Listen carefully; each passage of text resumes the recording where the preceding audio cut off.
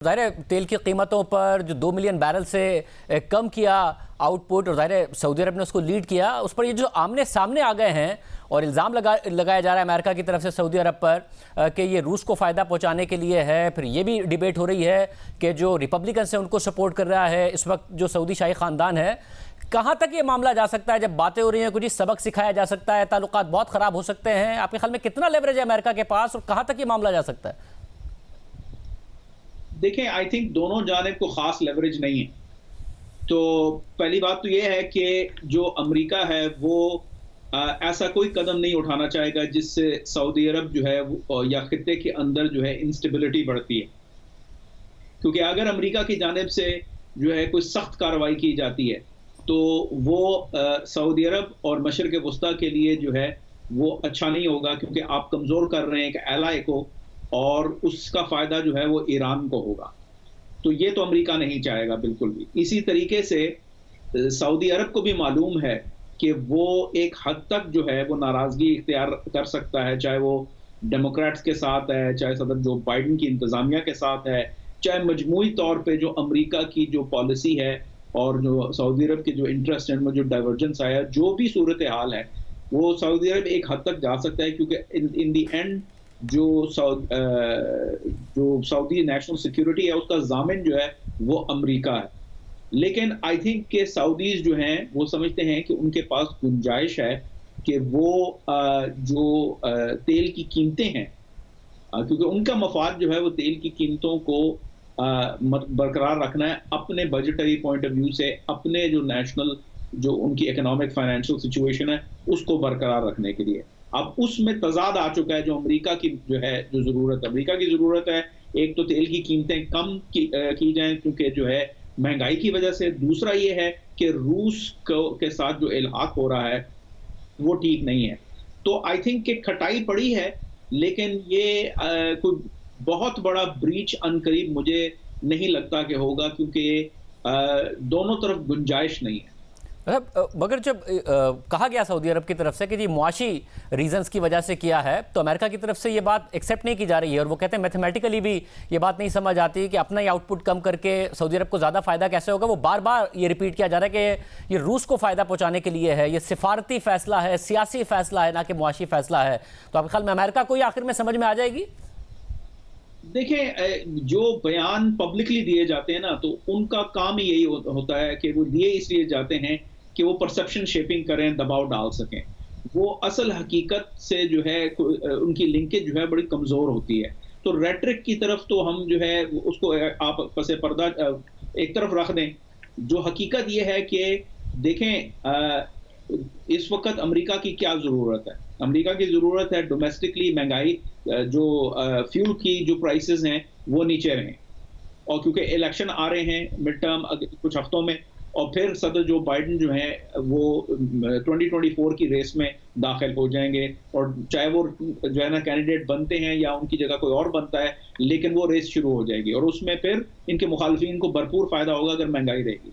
दूसरी जानिब रूस की जंग बंद करनी है, रूस के जो है के ऊपर दबाव डालना है, और अगर रूस को ये पैगाम नहीं जा रहा, अगर जो है सऊदी अरब और मुत्तहिदा अरब अमारात जैसे मुल्क उनको सिग्नल ये कर रहे हैं कि नहीं, हम आपको जो है हम अमेरिका के साथ मिलकर आपके खिलाफ नहीं करना चाह रहे, तो फिर वो उस तरीके से जो मुज़ाकरात की मेज़ पे नहीं आएगा ताकि जंग बंदी हो सके। तो ये अमेरिका की मांगे हैं। इसमें जो है ये कैसे हासिल होगा वो अलहदा है, और जो बयानबाजी हो रही है कि अच्छा जी ये तो हमारे इकोनॉमिक्स की वजह से हो रहा है, तो अमेरिका की जानिब से आ रहा है कि सियासी है, ये परसेप्शन शेपिंग है। हकीकत यह है कि इनको जो है एक दूसरे के साथ एक अपना नेगोशिएट करना है, और वो नेगोशिएशन पब्लिकली नहीं होगा। वो नेगोशिएशन जो है अपना बैकग्राउंड में होगा, लेकिन जब तक वहां पहुंचते नहीं है तो आपको ये रेटरिक और पब्लिक जो है स्टेटमेंट्स की बौछार नजर आएगी। मतलब और पाकिस्तान, हमें नज़र आया कि रूस के ख़िलाफ़ फिर वोट नहीं दिया गया। फिर जो सऊदी अरब और अमेरिका आमने सामने आए हैं, पाकिस्तान की तरफ से सऊदी हिमायत में बयान दिया गया। हालांकि ज़ाहिर है तेल की कीमतें बढ़ती हैं तो पाकिस्तान की मईशत को नुकसान होता है, पाकिस्तान एक ऑयल इंपोर्टिंग कंट्री है। मगर वज़ीर ख़जाना वापस आए अमेरिका से, उन्होंने कहा, मैंने उन्हें भी बात समझाई है कि हम भी रूस से तेल दरामद करेंगे अगर भारत कर रहा है। हालिया जो सदर बाइडन का बयान था उसके बाद भी हमें नजर आया कि एक्सप्लेनेशन आई अमेरिका की तरफ से। पाकिस्तान अमेरिका के ताल्लुकात को आप इस तराजू में कैसे देख रहे हैं? देखें, पहली बात तो ये है कि चाहे वो इमरान खान की इंतजामिया थी, चाहे वो इस वक्त जो है जो पीडीएम की हुकूमत है, कोई भी अगर ये कहेगा कि भाई हम रूस से तेल बरामद करेंगे, तो मैं समझता हूं कि ये नॉन स्टार्टर है। क्योंकि अपना एक तो कभी जो है जो सप्लाई चेन है वो उस तरह की नहीं है कि रूस ने टैप खोल दिया और आपको मिल गया। अगर फर्ज कीजिए कि सैंक्शंस ना भी हों, ये हो भी सकता है, तो ये तो होने नहीं वाला। तो ये जो है ये सियासी बयानबाजी है, इसमें हकीकत नहीं है। और पाकिस्तान की ज़रूरियात मगरिब से जुड़ी हुई है, तो पाकिस्तान किसी किस्म की कोई जारहाना कार्रवाई नहीं करेगा। जिस तरीके देखें, सऊदी अरब अगर कर रहा है तो सऊदी अरब खाम तेल का बहुत बड़ा एक्सपोर्टर है, उसके पास गुंजाइश है, उसकी एक हैसियत है। पाकिस्तान इस वक्त कर्जों में डूबा हुआ है, पाकिस्तान इस वक्त बैंकरप्सी के दहाने पर है, पाकिस्तान के पास वो लेवरेज नहीं है। तो मैं समझता हूं कि ये होम फ्रंट पे, ताकि जो है इमरान खान साहब की जानिब की तरफ से जो तनकीद आती है या वो सियासी तौर पे इसको अपने मुखालफिन के खिलाफ इस्तेमाल ना कर सकें, तो इस वजह से ये बयान आता है। दूसरी जानिब जो है अगर आप देखें तो ये जो अभी सदर जो बाइडन ने एक जिसे कहते हैं चलते फिरते बस एक जुमला जो है ना वो अपना कह दिया कि भाई वो पाकिस्तान के अंदर कोहिजन नहीं है और ये न्यूक्लियर वेपन स्टेट है और देखें ये खतरात हैं और ये और वो, उसको हमने जो हमारी जानिब से पाकिस्तान की जानिब से जो ऑफिशियल रिस्पांस आया है और मल्टीपल लोगों ने किया है, वो भी डोमेस्टिक पॉलिटिकल कंपल्शंस की वजह से किया है। इस वजह से नहीं किया कि अमेरिका के साथ जो है कोई ताल्लुकात जो है उनको कोई खतरा है। ओवरकिल किया है, मुझे नहीं लगता, मेरी समझ में तो यही आता है कि इस बयान को नजरअंदाज कर देने की जरूरत थी, जैसे अमेरिका ने इमरान खान साहब के बयान को नजरअंदाज किया जब उन्होंने इल्जाम लगाया कि जी assistant secretary of state for south and central Asian affairs ने उनकी हुकूमत का तख्ता उल्टाने में साजिश की है। तो उनकी तरफ से कोई बयान नहीं आया। इसी तरीके से इस तरफ से बयान नहीं आना चाहिए था।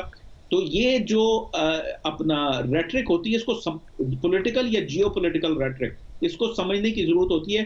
हर चीज को जो है वो उस पर छलांग लगाने की जरूरत नहीं है। जो मुख्तलिफ प्रेस ब्रीफिंग्स हुई उसमें तो उन्होंने डिनाई किया कि जो इमरान खान साहब इल्जामात लगा रहे हैं वो दुरुस्त नहीं है, लेकिन उन्होंने बैठ के कोई बहुत बड़ा प्रेस कॉन्फ्रेंस तो नहीं कर दी ना। उन्होंने जाके कोई बहुत बड़ी जो है वो ऑफिशियल स्टेटमेंट नहीं दी, किसी ने पूछ लिया तो जवाब दे दिया।